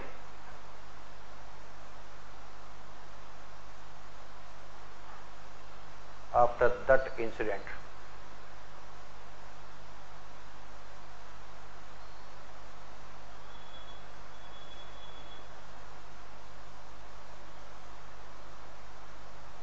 The country was never the same after that incident.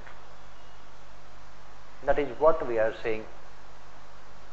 So we are giving the reasons for intolerance from various dimensions: social dimension, then religious dimension, then ethical dimension, then political dimension. Okay. Next, write down why intolerance. Next, liberalization has definitely, the process of liberalization has definitely ensured rapid growth,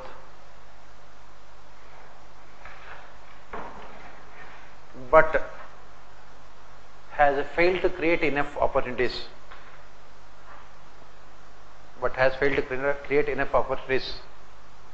For people to develop themselves.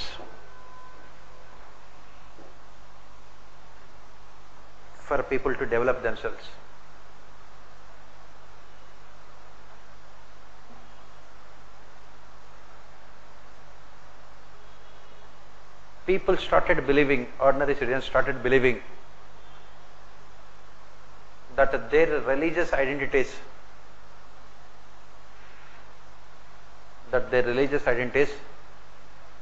might help them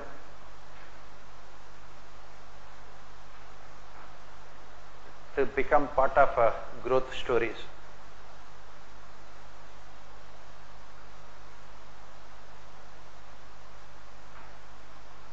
To become part of the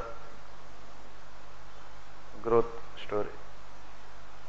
Political parties have exploited this situation ruthlessly.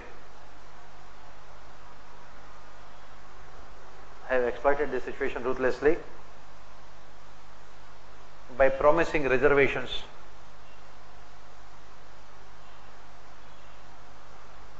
on the basis of religion.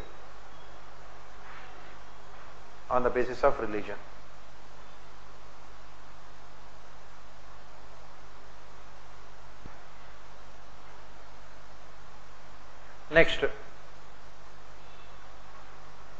aggressive nationalism.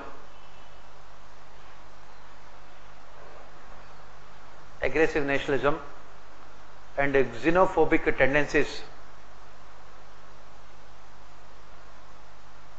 have also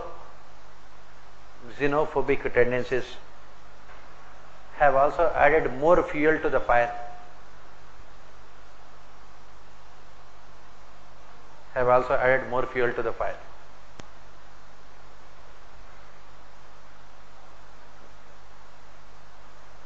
Nationalism was equated to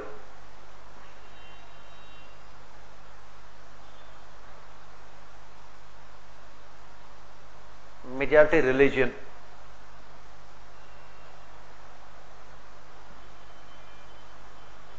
and the people from minority sections are always viewed with suspicion.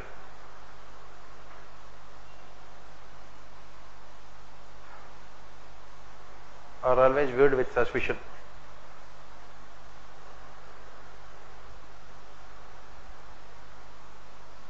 Creating further divide in the society. Creating further divide in the society.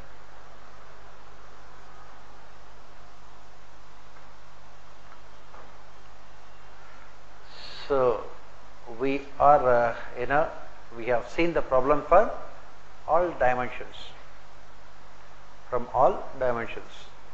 Then what is the solution? What is the solution? What kind of creative solutions can you come out with? More awareness about other religions. Before that, you must be aware about your religion. Yes, what is the solution?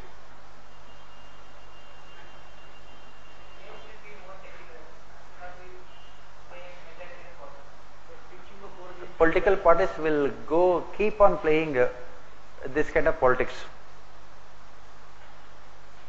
Yes. Teaching of religious tenets in school education. Immediately, what is the solution?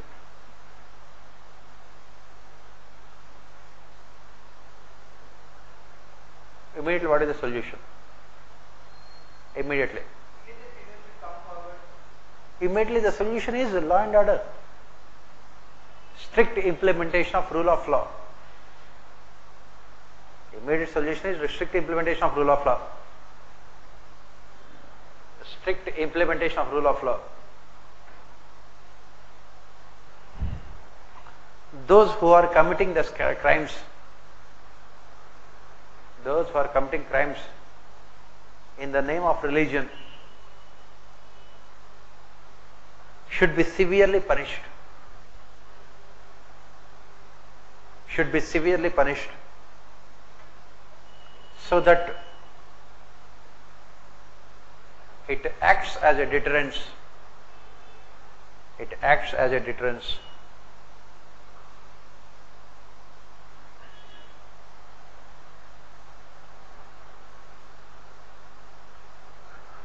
Next, what are the immediate solutions? What are the other immediate solutions? Next, what are the other immediate solutions apart from punishing them?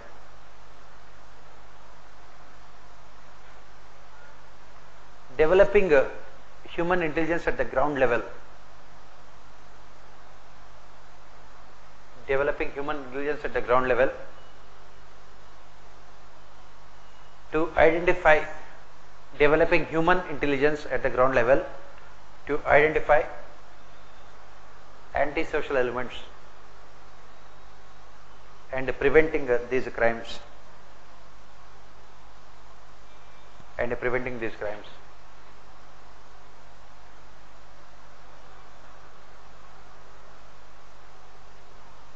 Next, other solutions. Providing sensitivity training to bureaucracy and police. Providing sensitivity training to law enforcement agencies.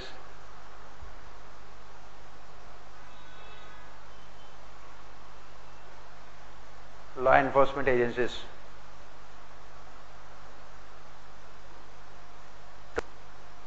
To explain to them the significance of the rule of law and impartiality in their functioning. Next, what else can be done? Next, in the long run, academic curriculum should include academic curriculum at the school level. Academic curriculum at the school level should include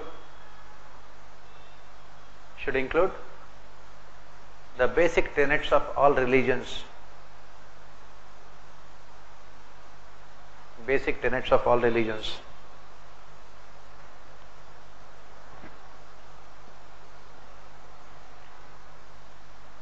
To create awareness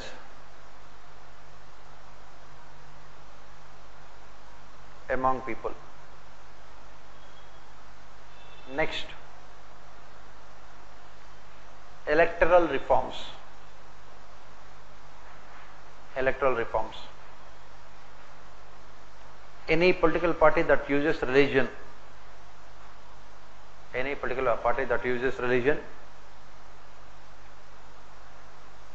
should be disqualified.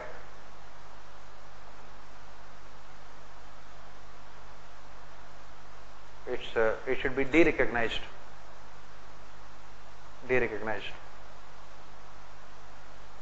Next, media and civil society organizations.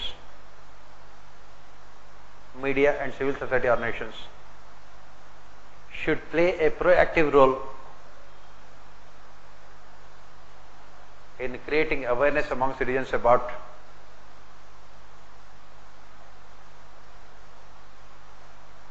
negative consequences of intolerance.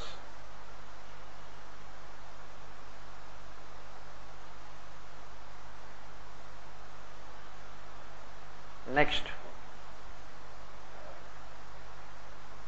intolerance. Next, people should be encouraged, people from different faiths should be encouraged to celebrate the festivals.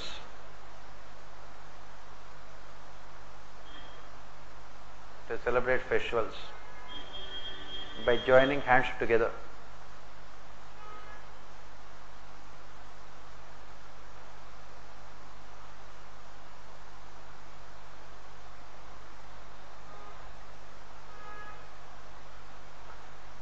Ultimately, we start from where we had begun. We will end with where we had begun. What was the introduction? Talked about 1984. Ultimately, people should realize basic human values are more important than any religious tenets.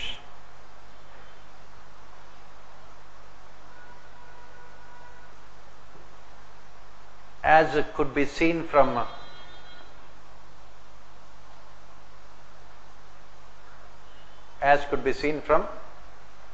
the behavior of people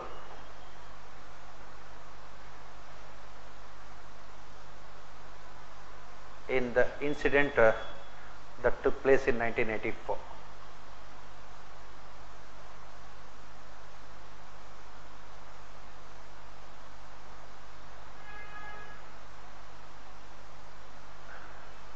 India of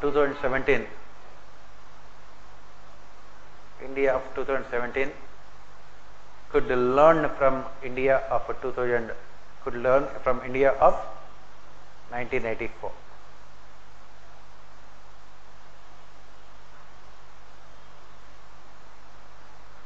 That is what you say. This is what you have to write for tolerance and intolerance.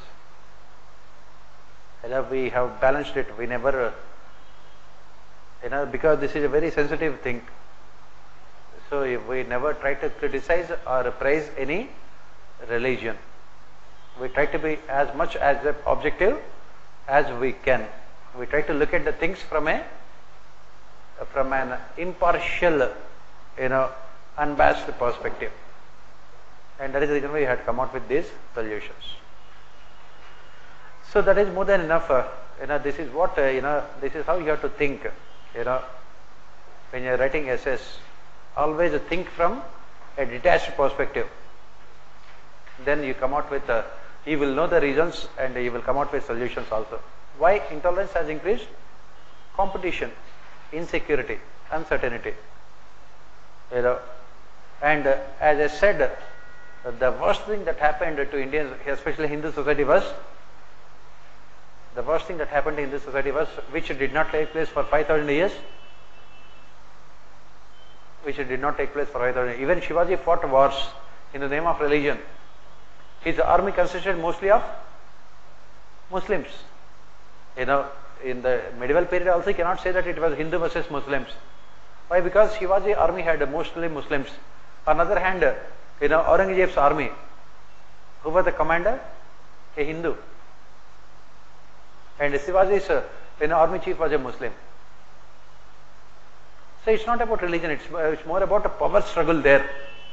But what happened in the last 33 years, which did not happen for 5,000 years, was Hindus started feeling insecure about their religion.